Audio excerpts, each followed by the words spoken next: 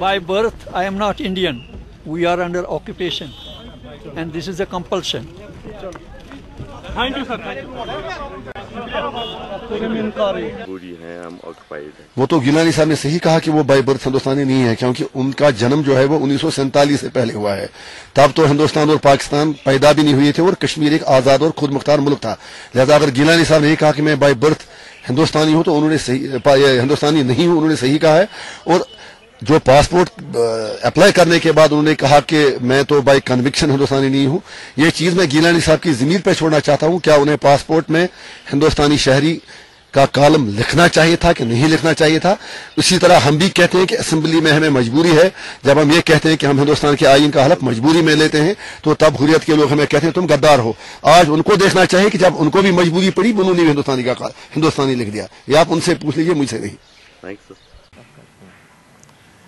आज कुछ समाचार मिल रहे हैं कि गिलानी जी आज पासपोर्ट ऑफिस गए, तो अगर उन्होंने सारी फॉर्मेलिटीज पूरी की है, जो कि लग रहा है कि उन्होंने पासपोर्ट ऑफिस में एक प्रोसेस किया है, तो मुझे लगता है कि ये ठीक बात है। ये उनके लिए भी इशारा है कि जिन्होंने आज तक हरदर्मी का इस्तेमाल किया है, लोगों के विरुद्ध गए हैं, आज नरेंद्र मोदी के हाथ बढ़ाइए, हिंदुस्तान के कॉन्स्टिट्यूशन के अंदर आइए और जम्मू कश्मीर के आवाम के लिए खिदमत कीजिए, प्रोग्रेस और डेवलपमेंट कीजिए। जैसे आज गिलानी साहब ने भी 25 साल के बाद आज तस्लीम किया है कि मैं हिंदुस्तान का नागरिक हूं, ऐसे ही हम दावा देंगे कि बाकी लीडरों को भी जम्मू कश्मीर के लोगों के साथ चले और उनकी डेवलपमेंट के ऊपर हाथ बढ़ाए।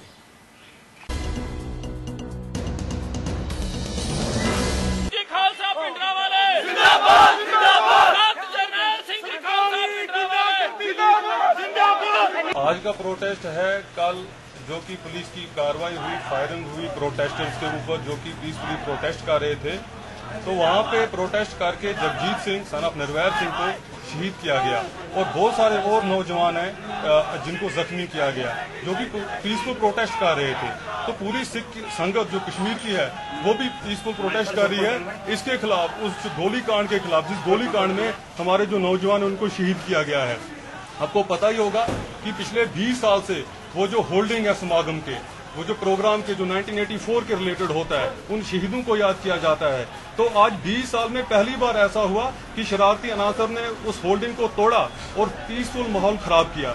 हम इंडिया सरकार से, हिंदुस्तान की सरकार से एक रिक्वेस्ट करते हैं, जो शरारती अनासर पीसफुल माहौल को डिस्टर्ब करना चाहते हैं इंडिया में, तो उनके ऊपर तुरंत कड़ी से कड़ी कार्रवाई की जाए। ऐसा ना हो कि 1984 वाली सिचुएशन फिर रिपीट हो जाए पंजाब में, क्योंकि पंजाब में इस वक्त शांति बनाए रखने के लिए ये जरूरी होगा।